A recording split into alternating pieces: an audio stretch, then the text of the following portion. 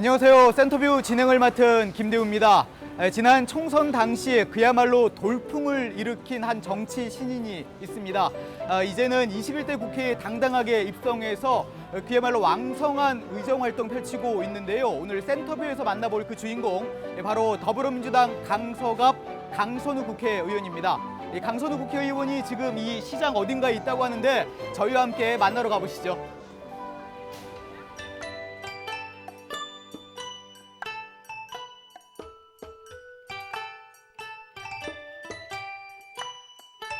자, 강선우 의원이 여기 어딘가 있다고 하는데, 자, 어디 계실까요? 네.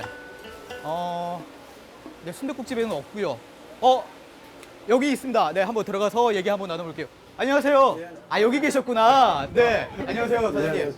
네. 어떻게, 무슨 말씀 나누시고 계셨어요, 지금? 잘하시라고 동네 위해서.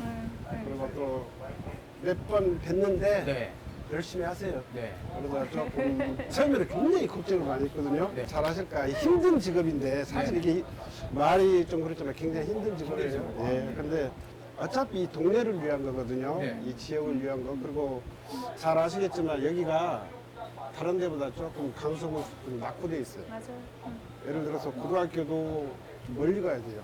명덕이든 도보이든 이 근처 또 지을 자리도 없고, 그러니까 이제 그거는 감수해야 되고, 또 요즘 굉장히 힘들잖아요. 이 상황이. 맞아요. 근데 이제 그것 좀 인지하셔가지고 조금 뭐 이건 이제 개인적인 부탁인데, 요즘 이렇게 그 초선 들어가면은 뭐 초선 공부 모임 뭐 그렇게 의원들이 그런 게 좀 많아요. 네. 그런 거 하지 마시라 이거야. 그 시간에 돌아다니시라 이거야. 한 분이라도 더 만나서 진짜 어려운 거 굉장히 힘들어들 하니까 눈에 네. 보여요. 이렇게 시장에 이렇게 제가 이제 시장 있으면서 이렇게 봐도 전에 이 시간이면 굉장히 좀 이렇게 압축해야 되는데 코로나 인사로 네. 제가 진행하겠습니다. 네. 네네.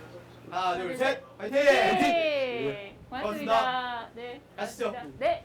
선거 끝나고 이제 네. 시장에 또 오셨잖아요. 네. 어떠세요? 또 다시 와보신 시장. 올 때마다 너무 좋아요. 어. 네, 정말 따뜻하게 맞아주시거든요. 네. 상인분들이? 예, 예, 예. 그리고 어렵다. 뭐 그래도 저는 그 말씀이 되게 그렇더라고요. 어려우시죠? 그러면 너무 어려운데 근데 다 어렵지 않냐. 나만 어려운 거 아닌데 뭐 견뎌내야지 뭐 이렇게 하면서 웃으세요. 오히려 그런 말씀하시면서 위로를 예.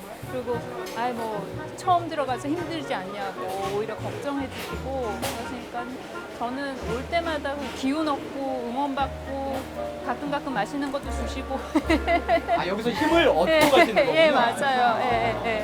선생님 아, 안녕하세요. 여긴가요? 네, 안녕하세요. 안녕하세요. 네, 예, 안녕하세요. 오랜만이십니다. 예, 안녕하세요. 강선우 의원. 아, 당연히 알고 아, 알고 계세요? 강서구민이라면 다 알고 맛있겠다. 네. 어떻게 알고 계세요, 그러면? 여기 자주 오시고 공부 많이 하시고 시장 상권 살리시는데 아주 일조하시고 계세요. 아, 그러세요? 고맙습니다.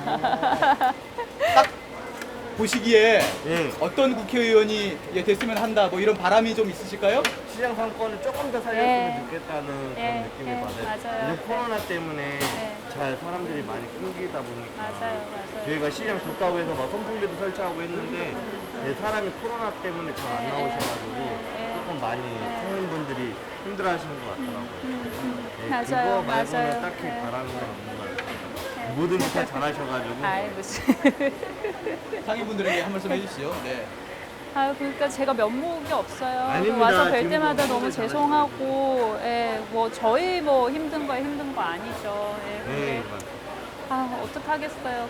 조금 서로 토닥토닥 하면서, 그리고 네. 저희도 뭐 소상공인이나 아니면은 청년 상인들 위해서 저희도 이런저런 정책들도 많이 하고 있거든요. 네, 알고 있어요. 그래서 뭐 그런 것들도 쉽게 조금 더 간편하게 찾아보실 수 있도록 하는 그런 방안도 노력하고 있고, 근데 죄송해서 드릴 말씀이 정말 아닙니다. 아니, 없어요. 지금도 충분히 네. 열심히 해주시고 계셔가지고 네, 하나, 둘, 셋, 화이팅! 네, 고맙습니다. 고맙습니다.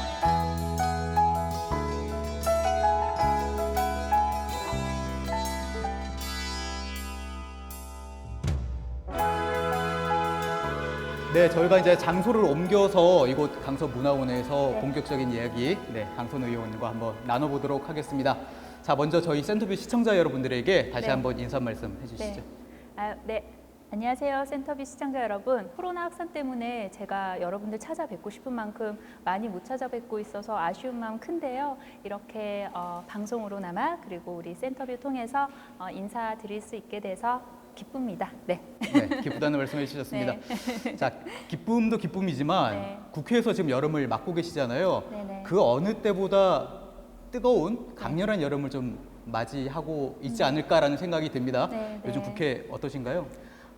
많이 바쁘게 돌아가고 있습니다. 네. 그 코로나19 국난 극복이라는 큰 과제 앞에 각자 놓여진 소명에 최선을 다하려고 노력하고 있는 중이고요. 그리고 저는 우리 강서구, 우리 강서갑에 확진자가 잦아들고 있지 않는 상황이어서 네. 그 지역 살피는 것도 굉장히 좀 마음이 많이 쓰이고, 그리고 우리 지역 주민 여러분들 강서구청과 긴밀하게 협력하고 있고요. 그리고 여의도에서는 중앙에서는 제가 보건복지위 소속이에요. 그래서 네. 코로나19와 연관 있는 그런 일들이 다른 위원회에 비해서는 조금 더 많이 있는 편인데, 국회 개원하고 나서 그 정부 조직 개정안 발의했고요. 그 복수차관제 두고, 그리고 질병관리청으로 승격하는 그런 내용, 그리고 또 우리 현장에서 고생하시는 공무원 여러분들, 의료진 여러분들 어떻게 하면 조금 더 힘나게 그리고 효율적으로 더 잘 하실 수 있을까, 그런 고민 많이 하고 있고요. 네. 그리고 또한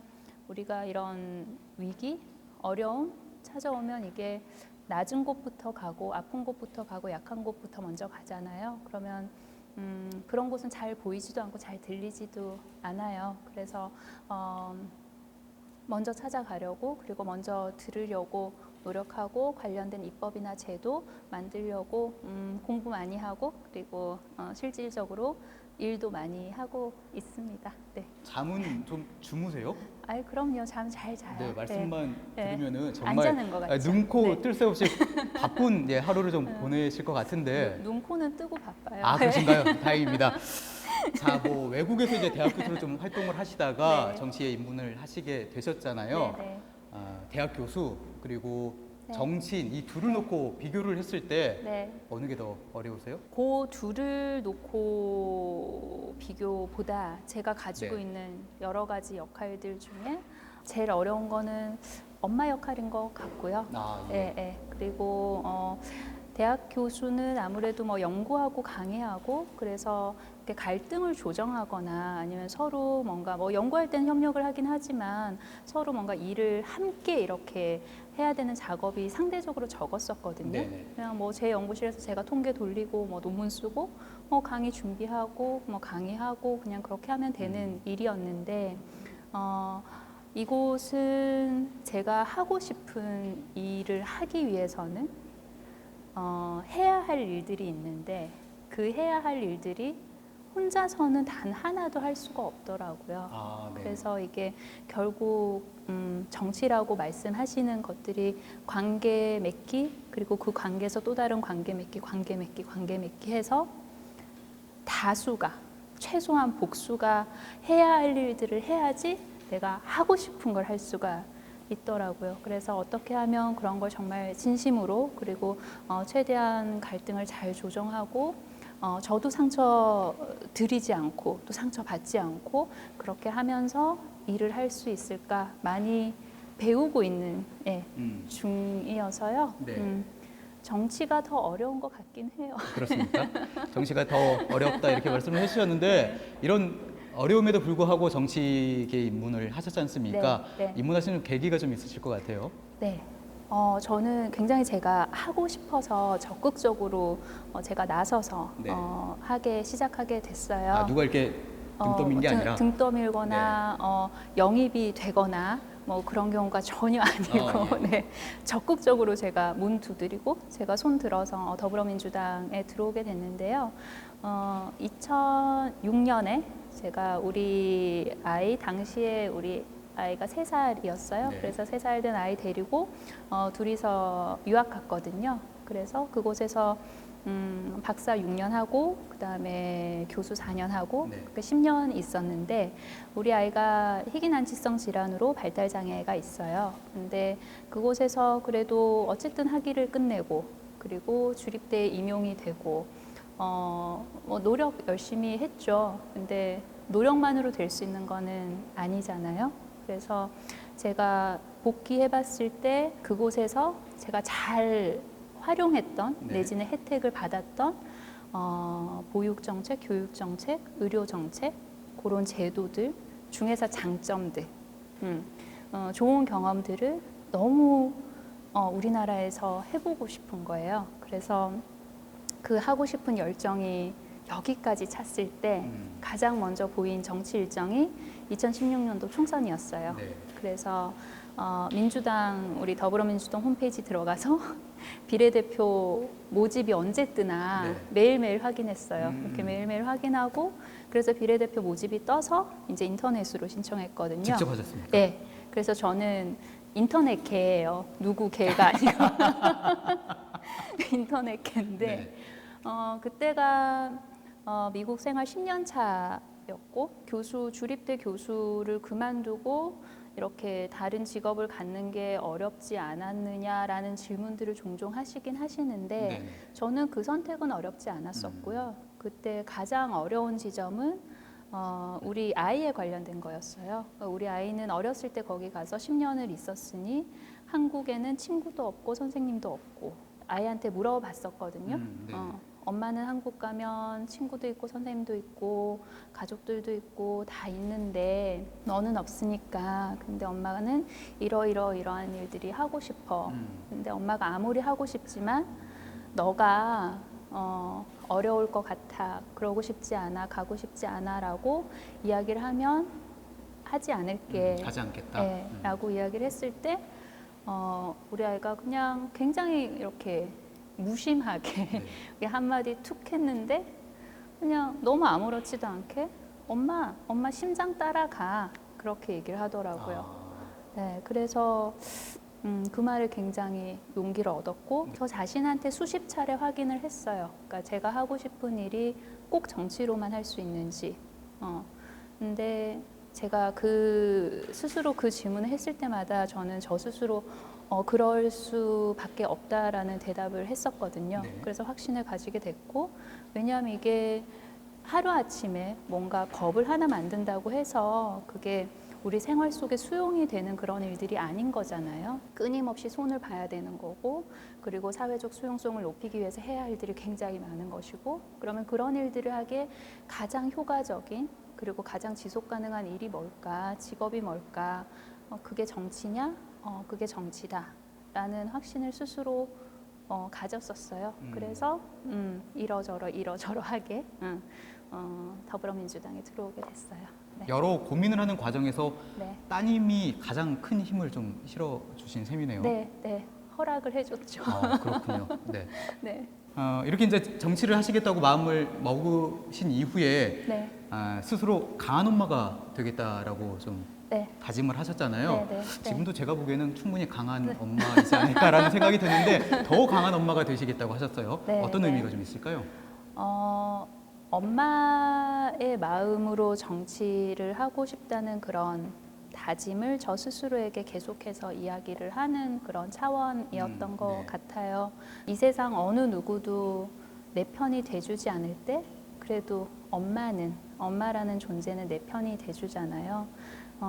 내 목소리가 들리지 않고 내가 너무 억울하고 어딜 가도 이야기가 안 되고 그럴 때 엄마 같은 마음을 가진 우리 지역을 대표하는 그런 정치인이 있다면 조금은 덜 억울할 수 있고 그리고 조금 조급한 마음이 조금은 누그러질 수 있고 그런 최소한 그런 도리를 하고 싶다, 해드리고 싶다 그런 마음에서 강한 엄마라고 캐치프레이즈를 하고 선거를 치렀어요. 그리고 그 마음은 지금도 변함없고요. 무엇보다 이제 지역 주민들 그리고 국민들 편에 서시겠다라는 뜻으로 좀 해석을 할 수 있겠네요. 네. 아니, 누구나 네. 삶에 있어서 삶의 전환점이라고 해야 될까요? 네. 이런 터닝 포인트가 좀 있기 마련이잖아요. 저도 네. 그렇고 의원님도 이런 터닝 포인트가 좀 있으셨을 것 같은데 네. 그래서 강선우 국회의원의 터닝 포인트를 지금부터 한번 살펴보고 다음 얘기 계속 진행해 보도록 하겠습니다. 네. 저희가 사진으로 미리 좀 준비를 해달라고 말씀을 드렸었는데 사진 한 장을 준비를 해주셨어요. 바로 이 사진인데 네. 어디서 좀 많이 본 보신 것 같아요. 그쵸. 저희가 아까 네. 갔다 왔던 그 시장인가요? 조금 전에 네. 보셨던 아, 까치산 까치산 시장이에요. 시장에서 네. 이 사진을 고른 특별한 계기가 좀 있을까요? 제가 정치인이 되었구나라고 느꼈던 순간들이 까치산 시장에 있었어요. 네. 그래서 그때 이제 코로나19 때문에 걱정들이 많으시고 그래서 직접적으로 뭔가 더 접촉을 하기에는 굉장히 제한이 있는 그런 상황이었고 네. 그래서 뭐 주먹 인사나 아니면 이렇게 뭐 팔꿈치 인사 이렇게 하면서 다니면서 물리적 거리는 그렇게 밀착하지 못했는데 근데 저한테 말씀들을 굉장히 따뜻하면서도 그동안 하고 싶었던 말씀들을 많이 해주셨어요. 네. 그래서 근데 그 말씀을 하시기 전과 후를 생각을 해보면 저만의 그 착각일지도 모르겠지만 네. 기분이 좋아지시더라고요. 이렇게 말씀하시고 나서. 그래서 제가 해야 되는 일, 해야 되는 역할이 굉장히 여러 가지 있지만 네. 이렇게 같이 느끼면서 말씀 들어주는 게 다른 어떤 것보다 조금 선행돼야 되겠구나. 그래서 정치인으로서의 어떤 자세, 내가 해야 되는 우선순위를 정하게 된 곳이 그곳이었어요. 그렇군요. 네. 특히 이제 까치산 시장 상인분들을 만나면서 네. 이렇게 응원도 많이 해주셨으니까 꼭 21대 국회에 입성을 해서 내가 이분들을 위해서 의정활동을 해야겠어라는 그런 다짐도 좀 하셨을 것 같아요. 네, 많이 했어요. 우리 살아가는 그냥 소소한 이야기들이 네네. 그곳에 다 있잖아요. 그렇죠. 물론 어딜 가도 비슷하게 어느 정도 걱정거리를 안고 그리고 어느 정도 또 기분 좋은 일들을 가지고 그렇게 살아가지만 이렇게 사실 시장에 가서 이제 뭐 물건 사고 그렇게 상인분들, 그러니까 어려운 경제 상황에서 어려움을 겪고 계신 소상공인분들, 영세상인분들을 만나 뵀지만 네. 근데 또 이렇게 말씀 나누다 보면 누군가의 엄마시고 가족이시고 또 우리 손주가 이번에 이랬고 우리 아들이 이랬고 이제 그냥 그런 응축된 삶의 모습들 네. 그래서 혹시라도 물론 그러지 않기 위해서 늘 자가 점검을 하고 최선을 다하지만 혹시라도 뭔가 조금 멀어지는 느낌 그러니까 이게 내 발이 여기 땅에 탁 붙어서 내가 걸어 다녀야 되는데 조금이라도 붕 뜨는 느낌을 만약에 받는다면 곧바로 달려와야 되는 곳이 네. 이곳이구나. 네, 그런 생각했었어요. 초심을 다질 수 있는 그런 네. 곳이기도 하네요. 네, 네, 의원님께는. 네. 까치산 시장 많은 이용 부탁드리겠고 예. 지금까지 강선우 국회의원에 대해서 얘기를 나눠봤다면 지금부터는 지역구 이야기를 좀 계속해서 나눠볼까 합니다. 국회의원으로서 바라본 강서구 수개월 동안 바라봤던 강서구 어떤 곳이라고 좀 평가하실 수 있을까요? 좋아요. 네. 그러니까 우리 강서는 이게 객관적으로 비교를 해도 그런 것 같아요. 오랫동안 다른 데로 이사 가시지 않으시고 계속 사시는 분들, 오래되신 주민분들이 많으셔서 원주민분들이 많으시죠. 그 비율이 많으셔가지고 뭐라 그래야 되나 이렇게 약간 마을 정서 이런 게 많이 남아 있어서 정말 좋아요. 긍정적이고 좀 낙천적인 그런 정서가 있어요. 정말 확실히 있는 것 같고요. 우리 강서가 또 넓잖아요. 넓죠. 두 번째로 넓고 인구도 서울에서 많고. 인구도 또 두 번째로 많고 그래서 좋은 분들 많이 계시고 그리고 땅이 넓다는 거는 활용할 수 있는 그런 자원들이 내지는 활용할 수 있는 공간이 넓다는 건데 근데 우리 주민 여러분들께서 바라는 만큼 어떤 그런 뭐 문화시설이라든지 아니면 보육시설, 교육시설 이런 것들은 원하시는 만큼 그리고 주민 여러분들이 앞서가시는 만큼 그런 구에서 우리 지금 현재 강서구 상황이 잘 따라가고 있지는 못한 것 같아요. 그 속도가 약간 좀 느린 것 같은데 왜 느릴까 생각을 해보니 주거 환경이나 아니면 교통 문제가 사실 같이 가는 거잖아요. 그래서 거기 가장 큰 이유는 고도 제한인 것 같아요. 그리고 우리 강서갑 같은 경우는 직접적인 그 항로가 아니거든요. 그럼에도 불구하고 이제 잘 아시겠지만 97% 이상이 다 그렇죠. 이제 고도 제한 지역으로 묶여 있다 보니 이게 뭔가 조금 더 친화적인 그런 환경으로 주거 환경 바뀌고 싶어도 그런 제한이 있으니까 굉장히 제약이 많은 거죠.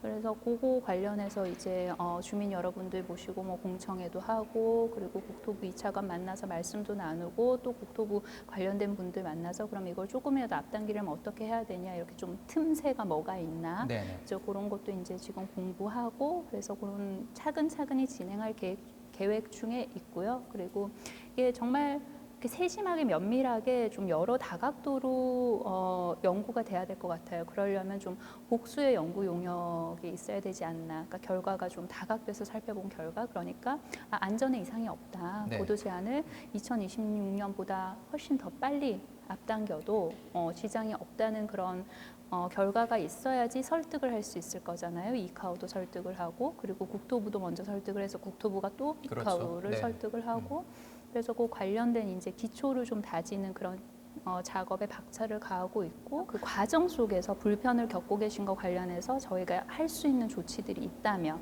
그러니까 그 기다리는 동안에라도 할 수 있는 조치들이 있다면 뭐 불편하신 점 그런 것들 이제 적극적으로 말씀 들어서 좀 개선해 나가려고 하고 있고요. 그리고 말씀드렸다시피 그렇게 주거 환경이랑 같이 가는 교통 관련해서는 네. 서부광역철도 원종공대선.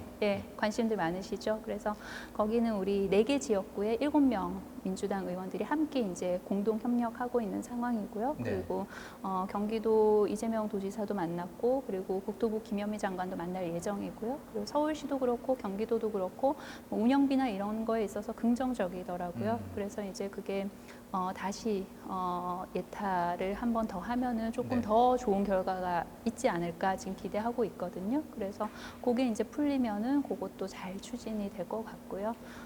그리고 마지막으로 뭐 교육 관련돼서 문화시설 관련돼서 말씀을 드리자면 네.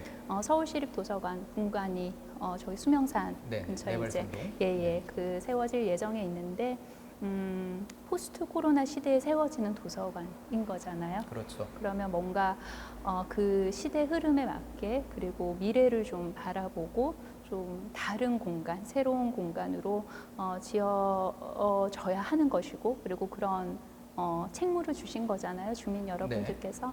그래서 거기에 관련돼서 주민 여러분들께서 어떤 공간을 원하시는지 그리고 그게 가능한 것인지 서울시와 계속 협의해서 저도 궁금하고 기대가 커요. 그 도서관이 어떤 모습으로 탄생을 네. 할지. 그래서 지역 관련해서는 그런 일들 작게 크게 챙겨보고 있는 중입니다. 방금 말씀해주신 여러 부분들이 다 공약으로 이제 제시를 하셨던 그런 네. 부분이잖아요. 특히 뭐 고도 제한 그리고 광역철도는 주민분들 입장에서는 네. 이거 도대체 언제 되는 거야? 그렇죠. 네, 이런 말씀 많이 하시거든요. 네, 네. 하루 빨리 되는 게 맞아요. 가장 큰 관건인 것 네, 같은데 네. 좀 이런 조속한 착공, 네. 예, 조속한 완화를 위해서 좀 네. 생각하시는 게 좀 있으시겠죠? 네.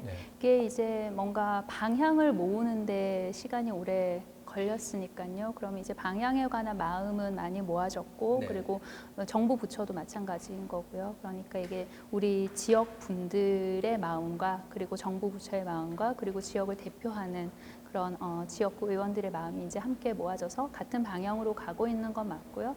그러면 이제 거기에 실무적인 속도를 붙여야겠죠. 네. 그래서 고도 제한 같은 경우는 아까도 말씀드렸지만 이게 조금 다른 방향의 여러 가지 연구 결과들이 필요한 거예요. 그러니까 이게 안전에 문제가 없다. 그리고 직접적인 항로는 어디이며 영향을 받는 곳은 어디고 여기는 직접적인 항로가 아닌데 그렇다면 왜 묶여 있었던 것이냐 뭐 그런 것들. 그러니까 그런 거를 해서 네. 이제 국토부가 논리를 만들어야 되는 것이죠. 그래서 이카오를 설득해서 이게 앞당겨져도 안전에 문제가 없다. 사실 이게 안전 이슈 때문에 있는 것이잖아요. 그러면 이제 그런 것들이 진행이 돼야 되는 것이고 이제 그 서부광역철도는 이게 서울 경기가 맞물린 것이잖아요. 그렇죠. 네네. 그러니까 이게 여러 가지 뭐 운영비라든지 이제 그런 데에서 도의 입장이 있었던 것이고 서울시의 입장이 서로 달랐던 건데 거기서는 굉장히 큰 합의를 봤어요. 지금 이제 방향이 같이 가고 있거든요. 네. 그래서 저는 서부광역철도는 좀 속도 붙어서 진행되지 않을까 싶어요. 네. 그러면은 21대 국회에서 안에서 네. 가시적인 성과가 좀 나올까요? 저는 나올 거라고 봐요. 네. 자, 센터뷰에서 단독으로 네. 예, 가시적인 성과가 성과 이번 21대 나와. 네. 예, 나올 것이다 이렇게 말씀을 해주셨습니다. 자, 뭐 이런 여러 가지 지역 현안뿐만 아니라 이제 강한 엄마를 지향하고 네. 있으신 만큼 네. 어떤 돌봄, 교육, 네. 안전 이런 여러 가지 분야에서도 관심을 좀 많이 기울이고 계시잖아요. 네, 네, 네. 이런 분야 중에서 특히 강서구에서 가장 먼저 좀 선행돼야 하는 이런 분야가 있다면 어떤 게 좀 있다고 보실까요? 결국 이게 돌봄이라는 큰 틀 안에 들어가는 건데요. 네. 보육도 그렇고 교육도 그렇고 그리고 소수자를 위한 어떤 교육도 마찬가지인 네. 거고요. 근데 지금까지 가장 큰 비판을 받는 것들이 이게 예산을 투입하지 않아서도 아니고 그리고 정책이 부재해서도 아닌데 이게 그렇게 어마어마한 예산을 투입하는데 좀 시각을 달리해서 보자는 거거든요. 그다음에 여러 가지 복지 정책이든 아니면 보육이든 이게 왜 이렇게 분절적이냐. 이게 결국 공급자 입장에서 부처 입장에서 이렇게 좀 내려오는 구조여서 그런 거거든요. 네. 근데 이게 교육을 받는 사람의 입장 내지는 어떤 복지 혜택을 요구하는 수요자의 입장에서 보면 이게 분절되면은 되지가 않아요. 그리고 너무 불편하거든요. 어디 가서 찾아야 될지도 모르고 이거는 그럼 구청에 가야 되는 건지 이건 보건복지부에 가야 되는 건지 이건 교육청에 가야 되는 건지 알 수가 없단 말이에요. 그래서 기왕에 이렇게 우리가 복지 예산 어마어마하게 쏟아붓고 있고 그리고 교육 예산도 굉장히 큰 덩어리잖아요. 이게 서로 맞물려서 돌아가는 건데 조금 수요자 입장에서 보자는 거예요. 그러니까 받는 사람의 입장에서 보자면 이게 어느 부처에서 내려오는 거든 그냥 나에 대한 어떤 복지 서비스, 뭐 현금 서비스든 현물 서비스든 아니면 나에 대한 교육 정책이 이어지면 되는 거예요. 그러니까 내가 받을 수 있는 거면 네. 되는 거거든요. 그래서 그런 거를 조금 지금은 뭐라 그래야 되나 이게 공급자 입장이다 보니 덜 체계적이에요. 체계적이 아닌 것은 아니나 덜 체계적이니까 그런 거를 좀 수요자 입장에서 엄마의 입장에서 아이 키우는 사람의 입장에서 조금 더 다르게 볼 수 있는 면이 있지 않을까 해서 그런 것들 찾아가지고 조금씩 고쳐야 되는 것들도 많고요. 내지는 좀 크게 손봐야 되는 것들도 많고요. 네, 그래서 그런 것들 돌봄이라는 큰 틀 안에서 복지, 교육, 보육 이렇게 지금 하고 있어요. 네. 사실 뭐 돌봄 서비스도 지금 시행되고 있고 뭐 네. 보육 서비스도 제공을 하고 있고 네, 그런데 말씀하셨다시피 섬세함, 조금의 섬세함이 좀 더 필요한 부분이잖아요. 네, 그런 네, 부분이 네. 좀 네. 아쉽은데 네. 그런 부분들을 좀 해소해 나가시겠다라는 말씀이신 거죠. 네. 예. 자, 강선우 국회의원과 함께 센터뷰 진행하고 있습니다. 지금부터는 국회 이야기를 좀 해보죠. 네. 전반기 상임위원회로 보건복지위원회를 선택을 하셨어요. 네. 이런 선택에 이유가 있으실 것 같거든요.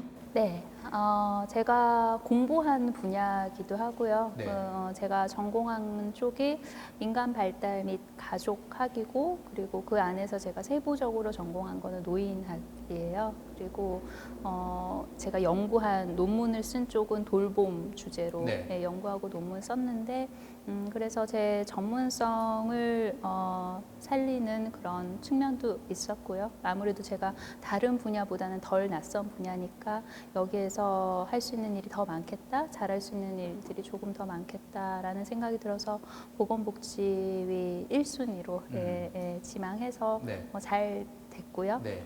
하고 싶은 일들은 재난이나 아니면 사회적 어려움 이런 것들이 참 불평등하게 와요. 덥잖아요. 다 같이 더운데 쪽방촌에 사시는 분들, 집 아닌 집에 사시는 분들은 더 더우시잖아요. 더 더우시죠. 네, 네. 그리고 코로나19가 바이러스인데 코로나19 가장 먼저 감염되신 분이 20년 동안 병원에 입원해 계셨던 노인분이셨어요. 무연고자 분이셨죠. 그래서 어려운 질병, 재난이 참 다르게 불평등하게 다가오는데 그 크기를 좀 줄여보자. 줄이는데 가장 직접적인 역할을 하는 게 보건복지이고요. 거기에서 해야 되는 일인 것이고요. 그리고 아까 말씀드렸던 그 돌봄 관련해서는 지금 뭐 우리한테 놓여 있는 그 상황 자체도 굉장히 시급하고 다급하고 그런 일들이 많지만 현황을 대응해가는 동시에 우리가 정말 곧 있으면 맞이할 시대에 대한 계획, 대비도 해야 되는 거잖아요. 네. 그러면 그 고령 인구는 늘어날 수밖에 없는 것이고 그러면 우리가 함께 살아가야 하는 건데 지금 현재는 좀 좀 시설 위주로 되어 있어요. 요양시설이나 이제 그런 데 도움을 그렇죠. 좀 네네. 받도록. 그래서 내가 발붙이고 계속 살았던 지역 사회에서 나의 어떤 뭐 병이나 이런 거를 나 스스로 관리를 하면서 내지는 도움을 받아서 관리를 하면서 삶을 계속 영위하기가 조금 어려운 구조예요. 왜냐하면 그런 인프라가 갖춰져 있지 않으니까. 그래서 지역사회 통합 돌봄 사업이라는 걸 이제 정부에서 추진을 하고 있어요. 네. 그래서 그 선도 사업을 실질적으로 지금 하고 있는 곳이 한 16개 정도 되고요, 지역이.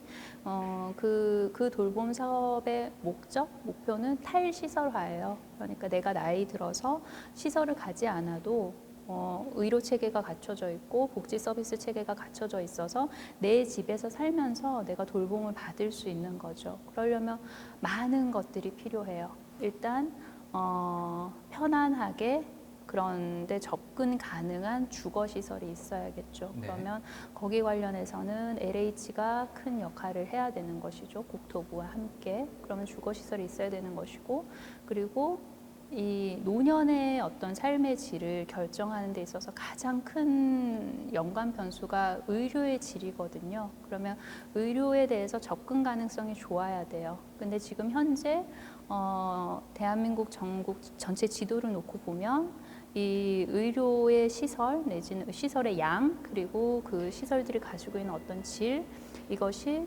충분히 균등하냐 그렇지 않거든요. 그러니까 이제 그게 갖춰져야지 내가 어떤 시설에 가지 않아도 집에 있어도 괜찮구나, 접근이 가능하구나, 내가 필요한 의료 서비스를 받을 수 있구나가 돼야 되는 것이고, 그리고 마지막으로 복지 서비스 또한 균등하게 있어야 되는 거죠. 수요자 입장에서 보면. 그래서 그런 것들을 다 갖춰졌을 때, 그런 것들이 갖춰졌을 때, 아, 내가 나의 노년을, 내가 몸이 불편하고 마음이 불편하고 힘이 없어졌을 때, 그럼에도 불구하고 내가 살았던 내 지역에서 나는 계속 살면서 노년을 보낼 수 있구나. 이제 그런 취지가 지역사회 통합 돌봄 서비스이거든요. 네. 사업이거든요. 그래서 그거 관련해서 그러려면 이제 우선은 현황 파악이 돼야겠죠. 의료시설이든 복지 서비스든 현황 파악이 돼야 되는 것이고, 이제 그러면 그런 것들을 지원할 수 있는 뭐 예산으로도 지원을 하고 여러 가지로도 지원할 수 있는 법적 근거가 마련이 돼야 되는 거니까요. 그러면 이제 현황 파악하고 어떤 법적 근거를 마련을 해야지 이 예산도 지원이 되고 뭐 시설도 생길 수 있는지 이제 그런 거 관련해서 이제 입법 준비해야 되죠. 그래서 그 관련해서 지금 좀 공부 많이 하고 있어요. 그래서 이제 보건복지위원회를 선택하신 계기 중에 하나라고 볼 수가 있겠네요. 자, 근데 이제 이런 보건복지위원회가 지금 코로나19가 엄중한 상황에서 그 어떤 상임위보다도 중요한 상임위가 돼서 어깨가 더 무거우실 것 같은데 좀 어떠실까요? 보건복지위원회는 코로나19를 맞으면서 그 중요성이 더 가시화된 것이지 원래부터 굉장히 미래지향적인 위원회고 하는 일도 그러하고 그래서 늘 중요했었다. 네. 그렇군요. 네, 그런 말씀을 드리고요. 보건이 최소한의 어떤 안전 같은 거잖아요. 그리고 복지는 조금 더 적극적인 안전인 것이고, 복지에서 안전이라 함은 내 삶의 예측 가능성을 이제 높이는 그런 일들인 거잖아요. 내가 이렇게 됐을 경우에 이런 시스템이 있어서 괜찮아. 내가 이렇게 됐을 때는 이걸 이용하면 되는구나. 이제 그런 예측 가능성을 높여줘서 결국은 우리 삶의 질을 조금 더 높여주는 그런 역할을 하는 건데, 이게 미래 사회로 가면 갈수록 우리가 한 개인이 감당할 수 있는 내 삶에서 한 개인이 감당할 수 있는 부분이 굉장히 저는 적어질 수밖에 없다고 생각을 해요. 왜냐하면 나 평범해라고 말할 수 있는 게 언제부턴가는 굉장히 기득권이 됐잖아요. 평범하기가 어려운 거예요. 여러 가지 이유로. 왜냐하면 기후변화에서 오는 그런 자연적인 어려움도 있는 것이고, 그리고 자원이 점점 줄어드니 거기에 따라서 이제 일자리도 줄어들 수밖에 없는 것이고, 그리고 우리가 산업 구조도 굉장히 많이 바뀌잖아요. 그렇다면 거기에서 사회 안전망에서 이렇게 받쳐주지 못하는 그런 인구도 더 늘어나는 것이고, 그래서 이 복지라는 게, 그러니까 이 안전이라는 게 점점 더 중요해진다는 건 커진다는 거죠. 정부 내에서도 그 역할이, 그 덩어리가 커지는 거고, 그래서 우리 보건복지위원회는 원래부터 중요했다. 네. 네. 예. 예. 진짜 말씀 들어보니까 보건복지가 그 어느 분야보다 가장 중요하네요. 네. 예, 제가 혼났습니다, 의원님께. 네, 이런 이제 보건복지 분야에서 네. 여러 가지 관련 법안을 또 발의를 좀 하시고 마련을 하실 거잖아요. 네, 그리고 네. 최근에는 디딤돌 하도. 네, 디딤돌 네. 아동수당 네. 법안도 네. 예, 발의를 하셨는데 네, 네. 이 법안은 어떤 법안인지 잠시 네. 소개해 주시고 네, 또 이 법안 말고 추가로 계획하시고 계신 법안이 있다면은 네. 짧게 네. 소개도 부탁드리겠습니다. 네. 우리가 아이를 키우는 건 물론 뭐 부모님들이 아이를 키운다고 말씀하시지만 사실 어찌 보면 국가가 그리고 지역 사회가 함께 책임져 나가야 되는 네네. 것이잖아요. 그래서 이제 그런 취지에서 우리가 지금 현재 뭐 아동수당도 지급을 하고 그렇게 하고 있는데, 근데 실질적으로 양육비 내지는 그런 격차가 언제 커지느냐를 살펴보면 이제 중학교 입학했을 때 조금 격차가 커지고요. 그리고 고등학교 입학했을 때 격차가 커지거든요. 그렇다면 우리가 자원이 정말 무한해서 모든 연령대에 동시에 굉장히 큰 지원을 해줄 수 있으면 좋겠으나 네. 그렇지 않기 때문에 이러저러한 합리적인 논리를 가지고 그 대상이나 연령을 조금 더 확대시켜 나가는 그런 과정이잖아요. 그래도 조금 더 세심하게 들여다보자. 언제 뭐 양육비 격차나 뭐 교육비 격차나 뭐 그런 게 언제 커지냐, 가장 네. 커지냐를 살펴보니 이제 중학교 입학하는 시기, 고등학교 입학하는 시기. 그래서 이제 그때 13세, 16세. 예. 그래서 그때 이제 아동 수당을 네. 지급하는 그런 내용이에요. 네. 그렇군요. 상당히 좀 중요하다고 볼 수가 있겠습니다. 네, 예, 말씀을 들어보니까 앞으로도 뭐 여러 가지 법안들도 발의를 하시고 준비를 하실 텐데 보건복지 분야 상당히 중요한 분야입니다. 예, 기대해 보도록 하겠습니다. 고맙습니다. 예. 자, 뭐 보건복지뿐만 아니라 여성, 어린이, 노인 그리고 장애인 이런 네. 분야에서의 정책도 상당히 관심이 크신 걸로 알고 있거든요. 네. 우리 사회에서 가장 중요하다고 볼 수 있는 정책, 시급히 도입되어야 될 정책 혹시 있을까요? 내가 선택하지 않은 것들로 인해서 차별받지 않도록 디딤돌이 되고 그리고 그 차별이 혐오로 이어지지 않도록 벽을 쳐야 되는 일들은 시급하다고 저는 생각을 해요. 다들 알아요. 머리로도 알고 그리고 한편으로는 가슴으로도 알아요. 이게 다른 것이지 그것이 차별이 돼서는 안 되고, 그리고 그 차별이 권력 구조와 권력 구조라는 걸 만나서 또다시 혐오로 이어져서는 안 된다는 건 알잖아요. 네. 근데 왜 그렇게 될까? 그러면 그런 문화가 아니어서 그렇겠죠. 그러면 그 문화는 어떻게 하면 생길 수 있을까?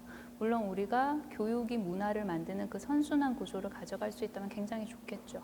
근데 시간이 오래 걸려요, 그건. 그리고 그 시간이 오래 걸리면 걸릴수록 상처를 받는 사람들이 많고, 그리고 사회적 약자들은 상처를 받으면 다시 회복하는데 더 오래 걸리거나 회복이 안 될 수도 있어요. 그러면 그런 문화를 어떻게 하면 앞당길 수 있을까? 이럴 때는 법이 만들어져서 네. 그 법이 문화를 이끌고 가는 그런 구조로 갈 수밖에 없다고 생각을 해요, 한동안은. 그렇기 때문에 더 시간이 걸리면 더 많은 사람들이 상처받으니까 그러지 않을 수 있도록 관련된 법, 차별이 혐오로 이어지지 않도록 막아주는 법들, 그리고 기울어진 운동장 밖에 계신 분들이 운동장에 한번 올라가 보고 싶다라는 꿈을 꿀 수 있도록 네. 해주는 그런 디딤돌 법들, 그런 것들 하고 싶어요. 네. 상당히 모든 부분들이 다 중요한 만큼 두루 살펴보는 그런 의정 활동도 한번 기대를 해보도록 하겠습니다. 자, 이쯤에서 네. 저희가 돌발 질문 하나 좀 드릴까 하는데 국회의원 강선우가 생각하는 본인만의 가장 큰 장점 있다면은 뭘까요? 네, 본인이 본인을 자평한다면 제가 참 예, 장점이 많나요? 네. 그럼 그 중에서 하나를 제가 좀 장점이 네. 생각나는 게 별로 없어서, 근데 저랑 말씀 나누니까 재밌지 않으세요? 네, 재밌습니다. 아, 이게 장점인가요? 제가 네. 잘 들어요. 경청하는 자세. 잘 듣고 이렇게 그 말씀을 듣다 보면 막 너무 알겠어요. 그게 어떤 마음인지. 네. 네, 그게 제 장점 같아요. 아, 네. 네. 장점이죠. 네. 좋은 장점인 것 같습니다. 예, 상당히 좀 매력적인 장점인 것도 같고. 자, 그럼 또 하나 돌발 질문 좀 드릴까 하는데, 정치인으로서 가장 닮고 싶은 네. 정치인이 좀 있다면 누구를 좀 꼽으실 수 있으실까요? 저는 우리 노무현 대통령님이요. 아, 네. 이유가 있다면은? 차별받지 않는 세상. 그리고 그렇게 말씀도 많이 하셨지만 정말로 보여주셨어요. 네. 어떤 게 차별받지 않은 세상이고 그걸 위해서 나는 이만큼 희생했고 노력했고 그리고 저는 노무현 대통령께서 방향을 굉장히 많이 틀어 놓으셨다고 생각을 하거든요. 이게 그냥 관성에 젖어서 안 보이던 것들이었어요, 사실 어찌 보면. 그리고 특히나 뭐 사회적 약자나 그런 부분은 또 우리가 불편하기 때문에 안 보려 하는 면도 많아요. 네. 불편하니까, 알게 되면 불편하니까. 그런데 그런 면들을 정말 적나라하게 많이 이렇게 세상아 봐라 하고 드러내 주셨고, 그리고 관련된 생각, 관련된 정책들을 많이 방향을 그때 설정을 해주셨어요. 그 처음 방향 잡기가 정말 굉장히 어렵잖아요. 이렇게 계속 있던 거를 이렇게 틀기가. 그렇죠. 네. 그 일을 저는 해주신 분이 우리 노무현 대통령이라고 생각하고 좋아요. 그냥 생각하면 좋고 떠올리면 좋고 제가 뭐 감히 뭐 이렇게 뭐 따라가거나 그럴 수 없지만 그래도 가끔 문득 물어볼 때는 있어요. 아, 우리 노 대통령이셨으면 어떻게 생각하셨을까? 어떤 말씀하셨을까? 그런 생각 가끔 하거든요. 네, 그래서 좋아하고 존경하고 그립고 닮고 싶고. 네. 자, 만나면은 기분 좋아지는 국회의원, 그리고 노무현 전 대통령을 닮아가고 싶어하는 국회의원 강선우 국회의원님과 센터뷰 함께 하고 있습니다. 자, 초선 의원, 그리고 정치 신인, 뭐 젊은 정치 네. 이런 것들에 대한 국민들의 열망이 좀 큰 상황입니다. 네. 그래서 의원님 같은 보다 참신하고 좀 젊은 정치인들에게 응원도 하고 여러 가지 기대도 하고 이런 모습들을 볼 수가 좀 있는데, 그런데 실상은 좀 그렇지가 않잖아요. 이런 젊은 분들이 정치에 입문할 수 있는 그런 네. 계기가 좀 많이 네. 적은 것 같거든요. 네, 맞아요. 이런 부분들을 네. 좀 바꾸기 위해서는 네. 어떤 게 좀 필요하다고 보십니까? 이게 법이 없어서 그러냐? 법이 있거든요. 근데 그게 뭐 권고 조항이죠. 그게 의무 조항은 아닌 것이고, 이게 그래야 한다는 당위가 없어서 그러냐? 당위 있거든요. 젊은 정치인들 많아져야 되고, 네.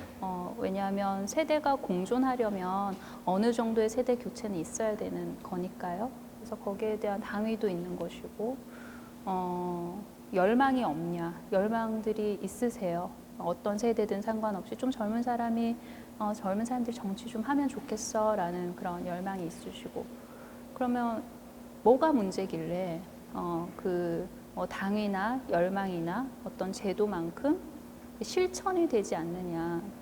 저는 그 부분이 이제 21대 저 같은 비교적 젊은 의원들한테 주어진 숙제라고 생각을 하는데. 네. 제가 잘해야 돼요. 네. 제가 잘해야 돼요. 그러니까 제가 잘하면 이게 제도도 있고 당위도 있고 열망도 있기 때문에 시켜봤더니 괜찮네? 그러면 자연스럽게 선출이 될 수밖에 없는 거라고 생각하거든요. 그러니까 이제 길을 터주는 역할을 좀 네, 하셔야 된다는 네. 말씀이신 거죠? 그래서 제가 잘해야 된다 생각하고 있습니다. 코로나19 때문에 많이 좀 어려우신, 힘들어하시는 국민분들에게 힘내시라는 의미에서 응원의 메시지를 한번 전달하는 시간을 좀 가져보고자 하는데, 특별하게 말로써가 아니라 음악으로써 이런 감사 표시, 응원의 메시지 한번 전해보도록 하겠습니다. 저희가 미리 이제 노래 한 곡 좀 추천해 달라고 말씀을 드렸는데 어떤 곡 추천해 주실까요? 제가 자주 위로받는 노래. 네. 여서 다들 어려운 시기에 잠시나마 좀 위로가 되셨으면 하는 그런 바람에서 장혜진 씨의 네 개로 선곡했습니다. 네, 장혜진의 네 개로 잠시 듣고 다음 얘기도 계속 나눠보도록 하겠습니다. 네.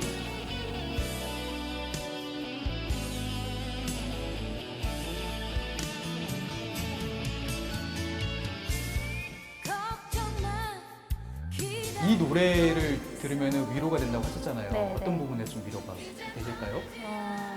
걱정 마 기다리고 있어 라는 말이 그 가사 노랫말도 네네. 좋고요. 그리고 천천히 와도 된다.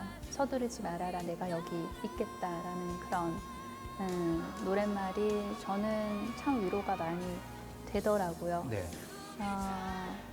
조급하지 말아야지 하면서도 조급하지 않을 수가 없어요. 왜냐하면 경쟁하면서 살 수밖에 없잖아요.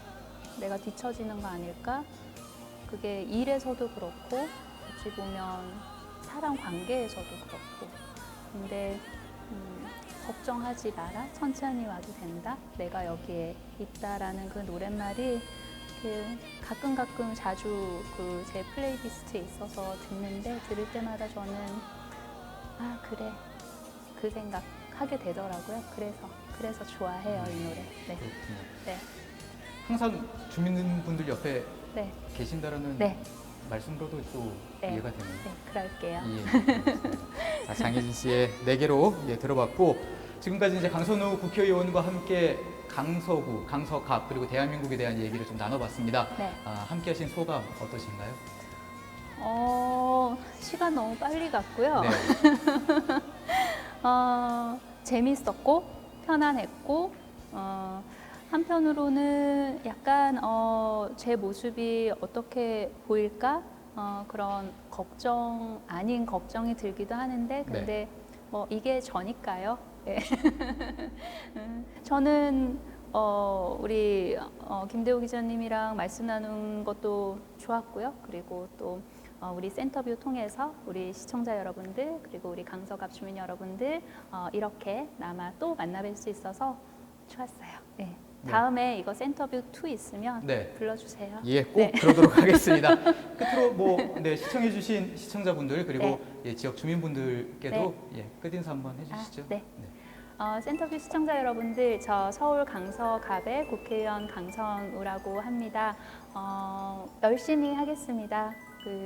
여러분들과 말씀 자주 나누면서 그리고 코로나19로 인해서 좀 제한이 있긴 하지만 그래도 자주 뵈면서 그렇게 강서 사람으로 여러분들께서 뽑아주신 국민의 대표로 그렇게 열심히 일 잘 할게요. 많이 응원해 주시고요. 그리고 이제 폭염 주의하시고요. 그리고 건강하게 여름 잘 나셨으면 좋겠습니다. 네, 건강한 모습으로 센터뷰 2 있으면 뵙도록 하겠습니다. 고맙습니다. 네. 세상에서 가장 강한 존재가 있습니다. 바로 엄마라는 두 글자입니다. 그런데 이런 강한 엄마가 되겠다고 합니다.